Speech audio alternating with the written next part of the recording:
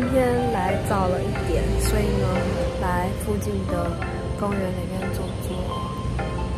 不知道多少人跟我一样，就是只要经过超商或是咖啡厅、星巴克之类的，就是会有一个冲动，然后想要买一杯东西来喝。例如，可能就是买个最便宜的美式也好，就是想要手上有拿这个东西，然后可以喝个1、2口。但其实说真的，我是一个喝东西喝很少的人，所以其实我基本上我只会喝1/3杯而已，就是连半杯我都喝不到，然后就会觉得买这个干嘛？就好像手上要有一杯东西，好像就是你知道吗？也不是说装大人，但是你们知道吗？就是一种感觉。但我最近这2天呢，就是来这边，然后都会经过超商，然后我昨天呢，我就自己带了一瓶茶，一杯茶，然后我就忍住就没有买，我就觉得我很棒。然后刚刚我经过，我也没有买，我也觉得我很棒。就是现在的这个作息，大概是我研究所时候的作息，就是可能每天的大概下午左右，然后就出门，然后去打工之类，就跟我现在就是代课是一样的地方，就是去一个安静班代课这样。研究所的时候，我就是也是在这个地方，所以呢，我很久没有重新体验到这种感觉，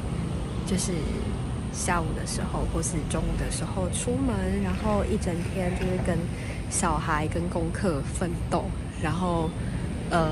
到了晚上可能大概8点半左右回家，然后就终于不是说终于，就是在不同的职业上，就是终于有一种新的感受。然后就回家之后呢，就会想等一下可能跟猫玩一下，然后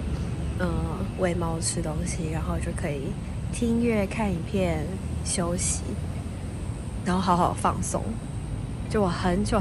没有这种感觉了，所以呢，记录一下我的1周上班族的生活。其实这个也不算上班族，因为我根本就不是朝9晚5之类的，就还蛮特别的。但是太久没有这样，就是还是会觉得有点累。好，我差不多要准备去上课。看学校的上，要破那个东西。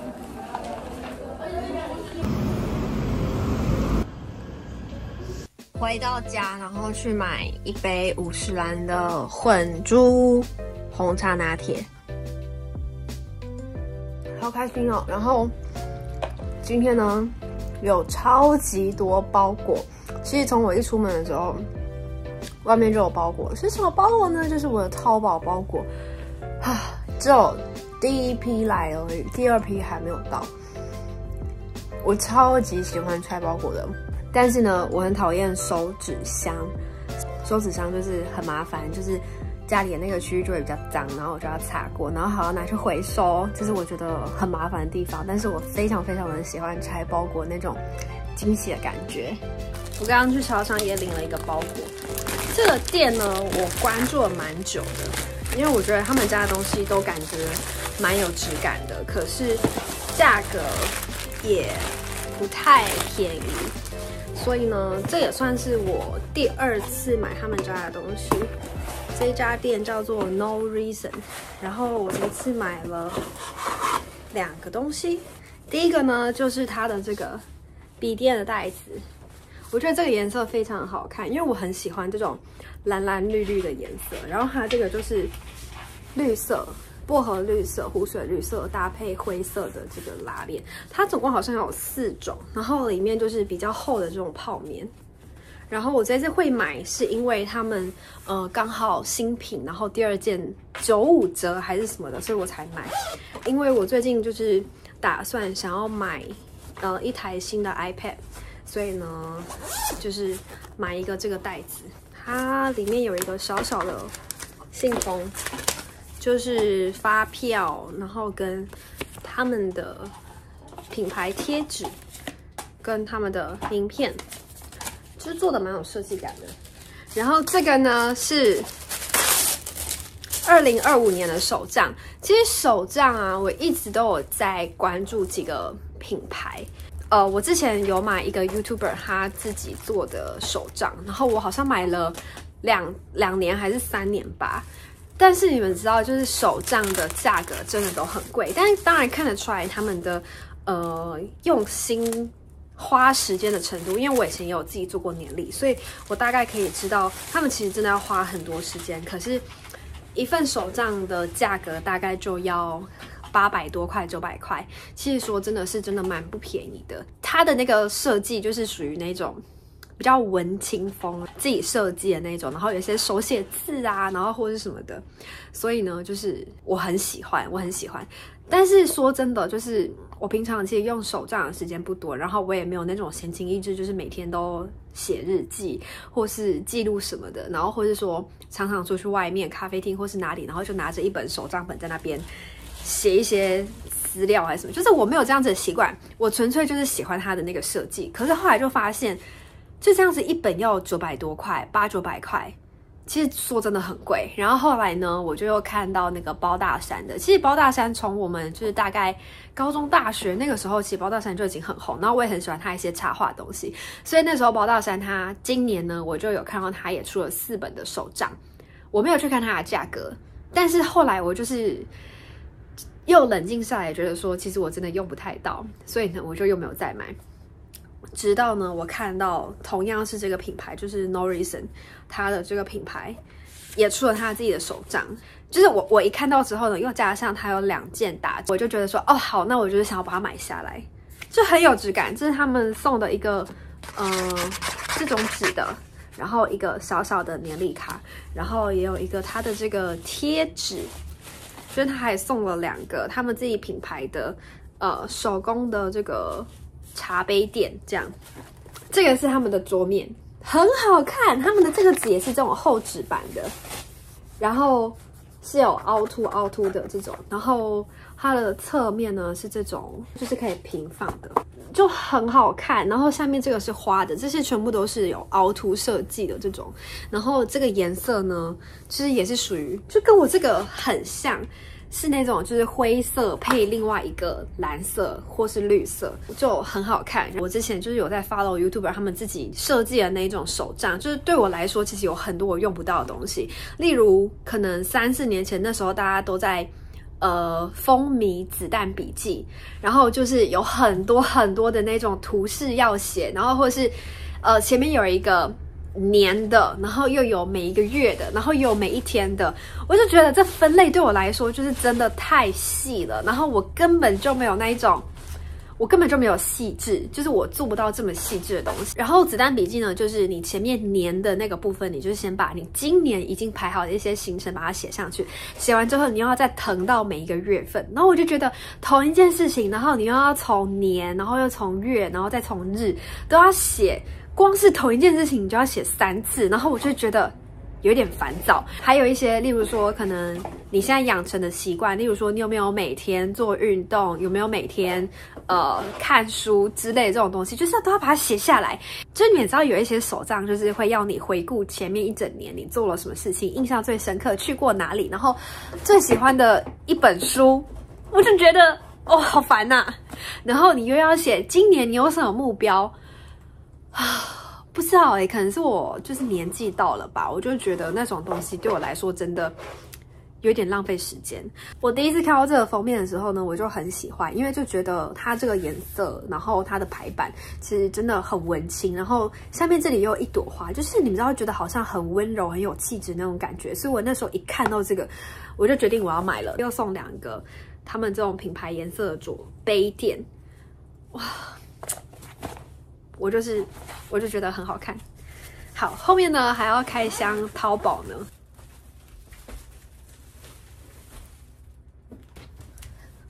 艾丽莎莎的团购，她真的很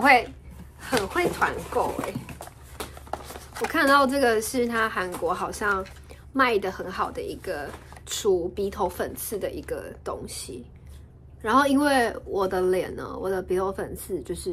是我整个脸里面以来我觉得瑕疵最多的地方，就是真的有鼻头粉刺，所以我就想要试试看，好用的话可以再跟大家分享。我刚刚呢，先去把我的包裹、垃圾都拿去丢一丢，我实在是没有办法接受，就是他把垃圾在家里，因为感觉在淘宝转运的时候，就是包裹都很脏。然后我这次的东西呢，大部分都不是衣服东西，都是一些生活用品类的东西，所以只有几样而已，还是可以跟大家分享。第一个是我买的袜子，然后自从我开始养了猫咪之后呢，我就开始很喜欢猫咪的东西。现在就是秋冬要到了嘛，然后我就买了一双猫咪的袜子，而且它很可爱，还是2只脚是不一样的猫咪。对，然后我只有买1双而已。在秋冬的时候呢，我就比较喜欢穿这种有图案的长的袜子，好可爱哦。然后我刚刚前面不是才跟大家分享我的手杖吗？结果没想到，对，其实我在淘宝也买了一个手杖，而且就是这个是超级便宜的那一种。然后我也是看了它的那个型，我很喜欢，我就问有哪一个人会需要用到2个手杖？我不知道。但这个型我真的很喜欢呢，它长这个样子，然后它很可爱，它是有点像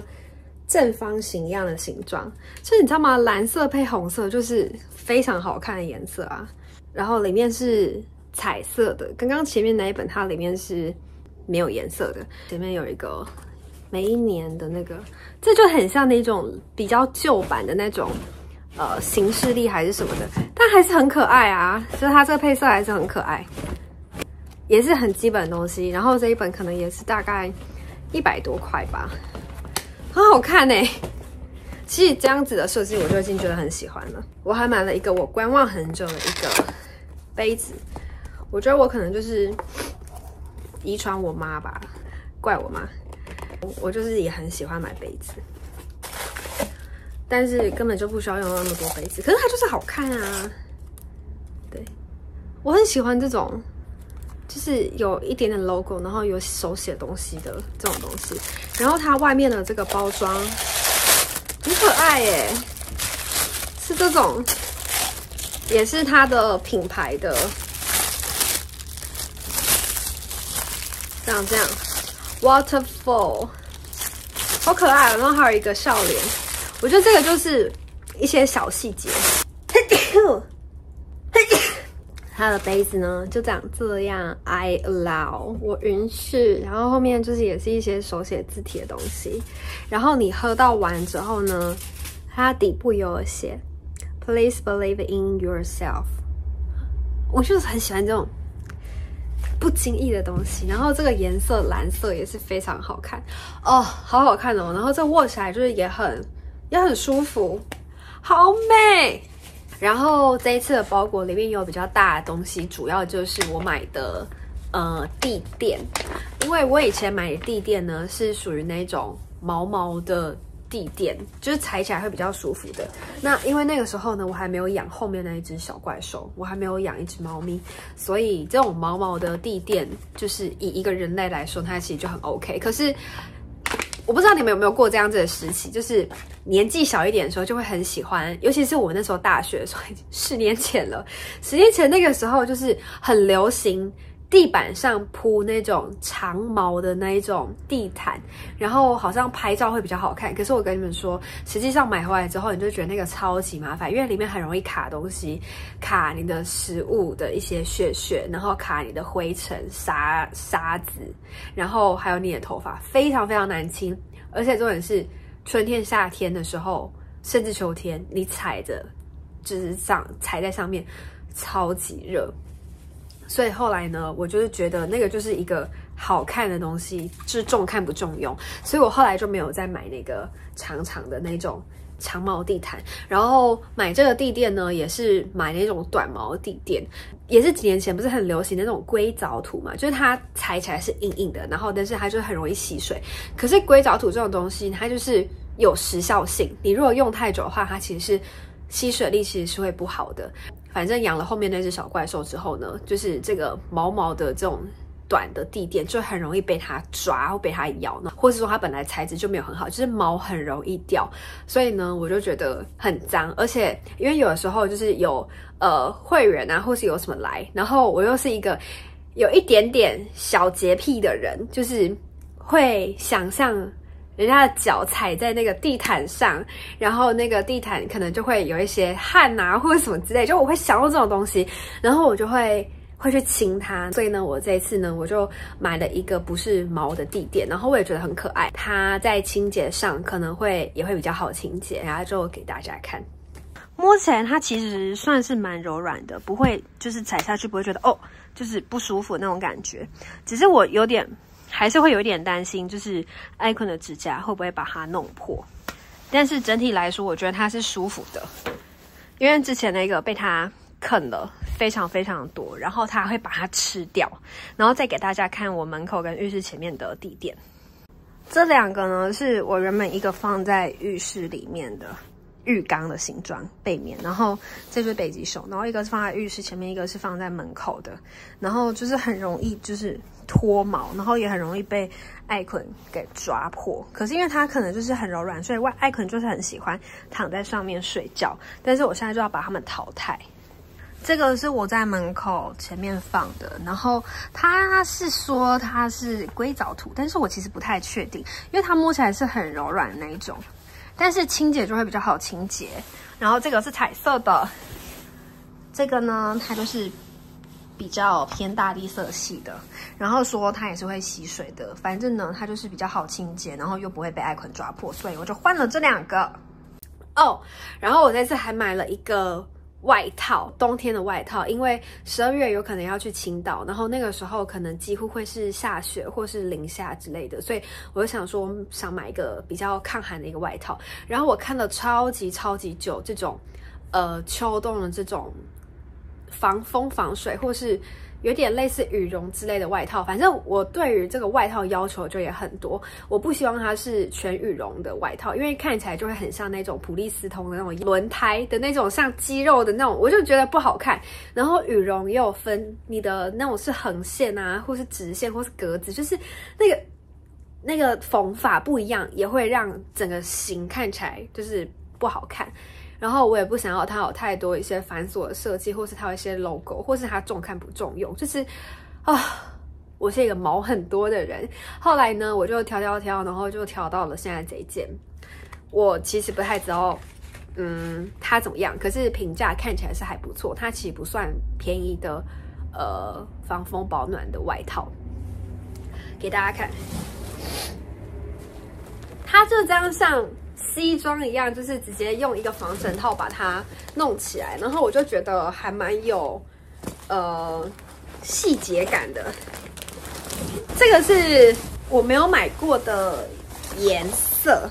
这一件呢，我目前我觉得唯一我不太满意的地方就是它的这个魔鬼毡啊，你如果没有把它扣起来的话，它就会长这样，然后我就觉得这个不好看。所以呢，冷的时候你就是必须要整个全扣。这个是我那时候买的时候我唯一觉得的缺点。后面一点给大家看，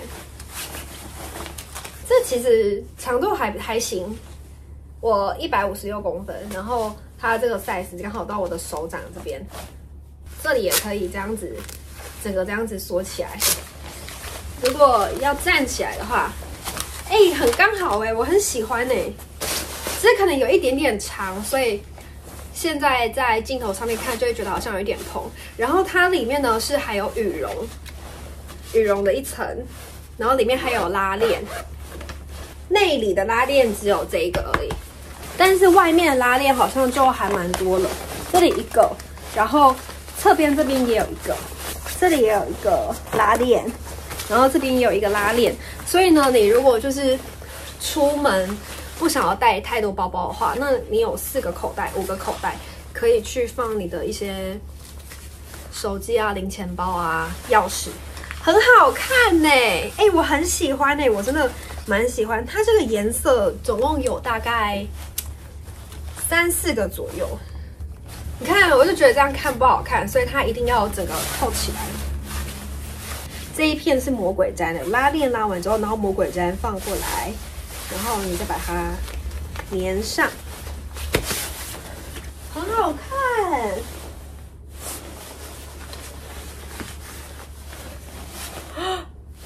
好期待哦！好期待可以穿到这件外套。哎，我真的很喜欢这个颜色，我自己觉得还蛮显白的，不是那种很深很深的那种卡其色，它是有一点点卡其绿的感觉，很好看哎，好喜欢哦！穿这件冬天就 OK 了吧？赞！今天睡得比较少。所以呢，黑眼圈就比较明显。今天天气突然骤降到21度，然后因为我皮肤是干肌，所以在天气变化比较大的时候，我就会加强使用这个化妆水。早上时候的保养方式比较简单。而且我发现我的鼻子就是开始脱皮，就是明明今天才刚降温而已。第二个呢，就是使用我们这个蓝色的安瓶，它这个里面呢有满满的植物性的 EGF。我之前就是有为了实测一下，然后去买另外一个很有名的另外一个安瓶。他们好像在这半年内好像出了一个新款的，我之前买的是他们旧款的，可是我发现他们那个安瓶里面就是有酒精，因为我对味道比较敏感，所以我那时候其实一用的时候一闻到我就觉得有酒精味。后来断断续续的使用几次，然后使用完之后就发现擦完之后我的眼皮就是这边，如果我碰到的话，像这样子我碰到的话，我张开眼睛之后是会觉得眼皮好像肿肿的，然后我也不确定它里面是不是有什么成分是会让我过敏的，就没有再使用它，就真的很贵。这一瓶蓝色的安瓶几乎是它的一半，至少一半的价格。像我刚刚就滴了2管嘛，就是你知道便宜，然后又好用，然后你就会使用量比较多。使用量比较多呢，你的皮肤就看得出来有效果。因为安瓶呢，它就是稍微比较滋润营养的，但是它不会油，你会看到它其实就是很有光泽，然后不会油油的。可是有一些人可能就是会上到这边就觉得说，感觉好像就够了。可是我跟你们说，我觉得我们的乳液真的很厉害，就是我们的乳液是那种感觉是水水的，擦上去之后完全不会厚重、不会油腻的那种乳液。就是如果停在安瓶的人的话，我建议你们一定要上我们这个乳液，因为你上去乳液之后，你反而会觉得脸部更清爽的感觉。它真的是摆脱了以前我们觉得乳液厚重的那种感觉。再来是秋冬呢，我就会开始使用这个精华油喷雾，它里面呢就是有精华油跟水它们的最佳比例，然后我刚刚已经把它混合起来了，然后上在最后一个步骤，让它油水平衡一下。我的早晨保养步骤。Hello， 大家好，我从今天开始要测试，就是使用2个星期的6部曲，看看脸部有什么变化。目前脸部也有蛮明显的痘印的痕迹，这边也是，看起来好可怕。那如果我觉得太滋润的部分的话，我就不会上这么多，主要是保湿做好，这种水水的。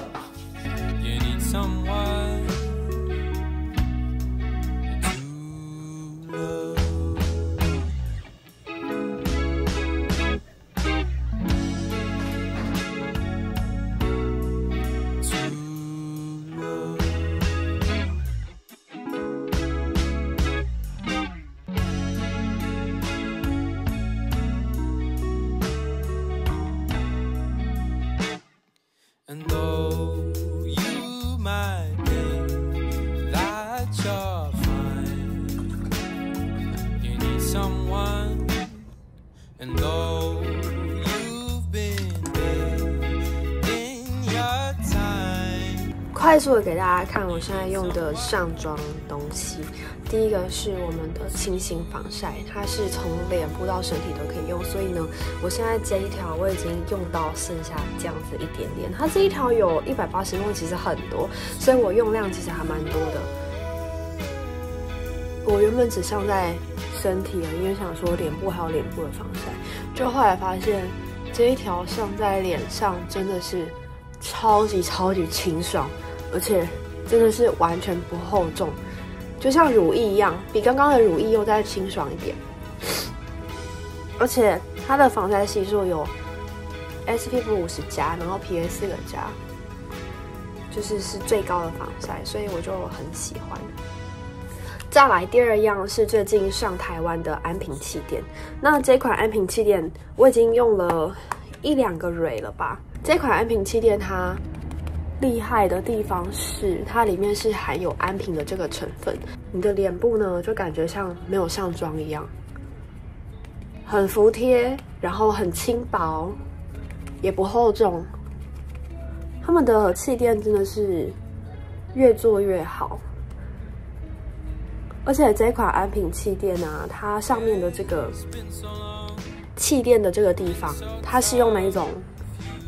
很像丝袜的那种材质，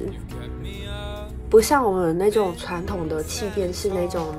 海绵气孔式的，所以它用出来的这个粉底呢，就会感觉更加的薄透，持妆度也很好。然后我自己本身是不太会脱妆，当然也跟你前面的就是保养步骤是有关的。然后因为我不太喜欢上的太厚妆，然后加上因为我皮肤本来就比较白，所以呢有可能我现在用相机这样子看镜头，会觉得好像没有什么差的感觉，是吗？然后我等一下呢，就是把眉毛补一补，然后上最后一个那个蜜粉就 OK 了。我要泡一条红参，然后带2颗蜂胶红参糖，觉得喉咙会有一点不舒服。妈咪去赚钱钱好吗，宝？好不好？爱孔拜拜，拜拜，宝宝拜拜。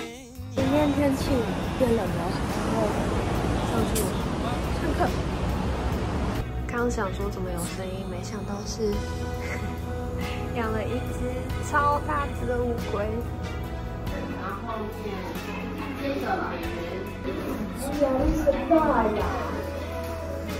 失败时要突出去，只有勇敢的。为什么这里要加个的？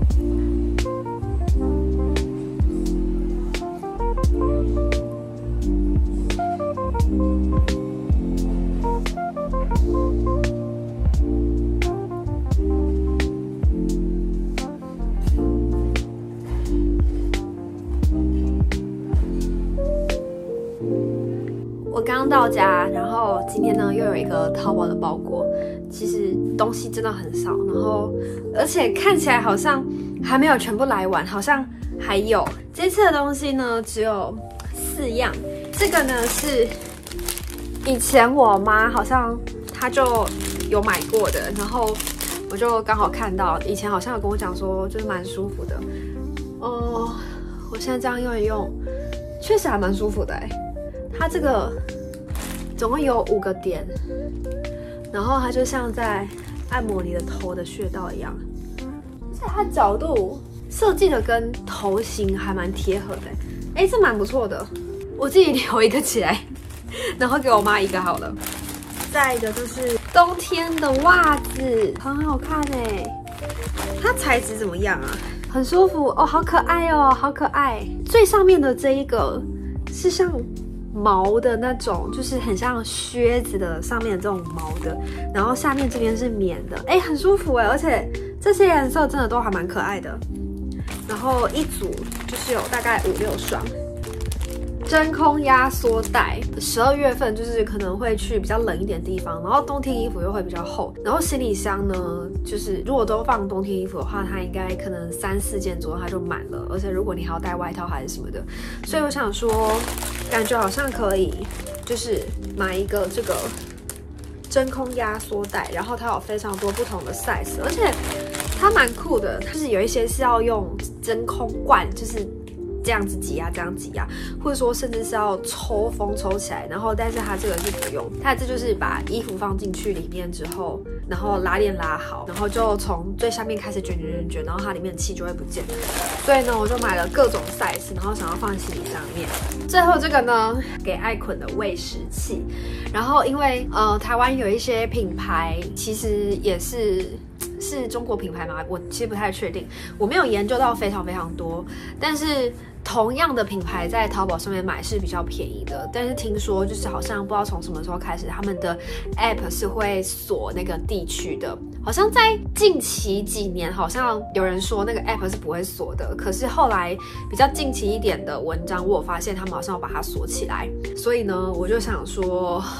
还是比较冒险好了，虽然说这个价差就是喂食器或是像这种水的啊，或是自动猫砂机那种价差真的差非常多，就是可能差个2、3、4千都有可能。然后我在淘宝上面看到的这个品牌呢，它可能是比较小众一点品牌，可是评价还行，然后重点是它在台湾是可以用的，就是电压还是什么东西那些是 OK 的，所以我就觉得可以试试看。它的型那些我觉得看起来好像也算是蛮好看，因为我出去一趟就会花比较多时间，然后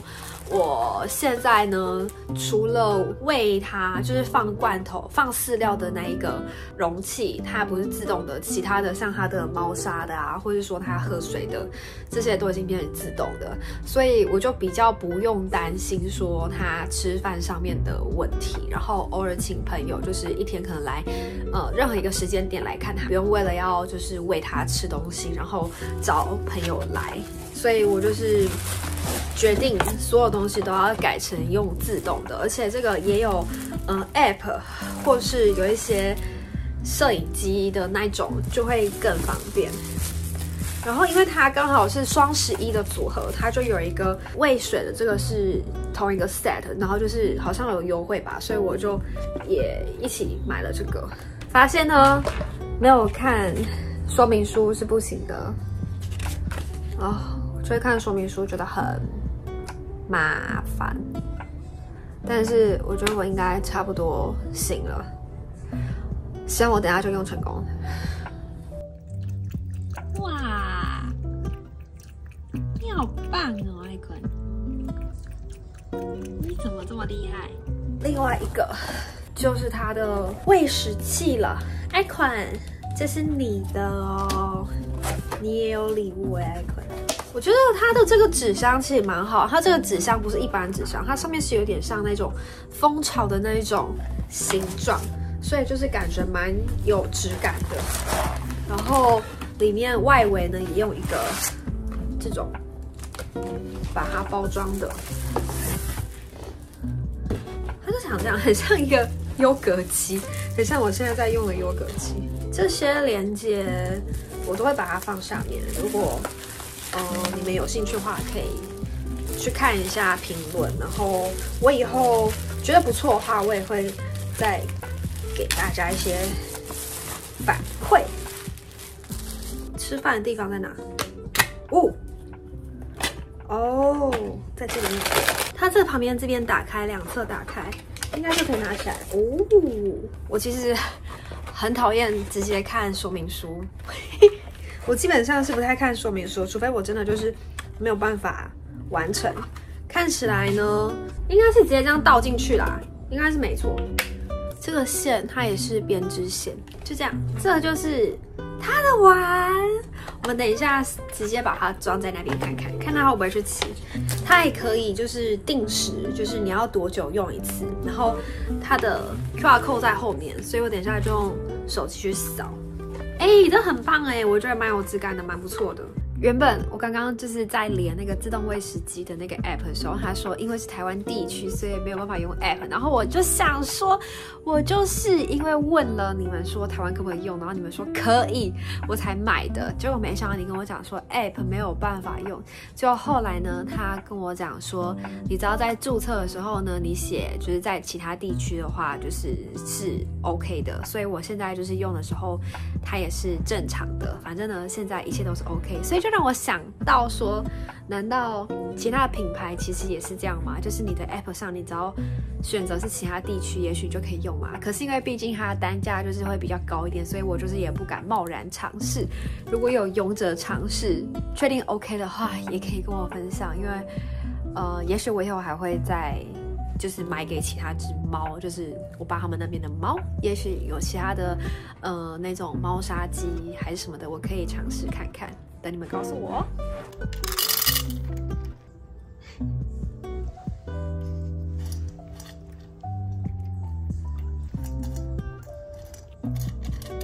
哇，艾可你好棒哦！这就是我今天的开箱，然后应该还会再有一次吧。我原本这个只是要做一个我的上班族1周的 vlog， 就变成都在淘宝开箱。我现在已经有点抓到那个规律了，就是我发现我最近这2天，我居然已经连续2天喝50兰的混珠鲜奶茶了，感觉好像不行，这是一个工伤。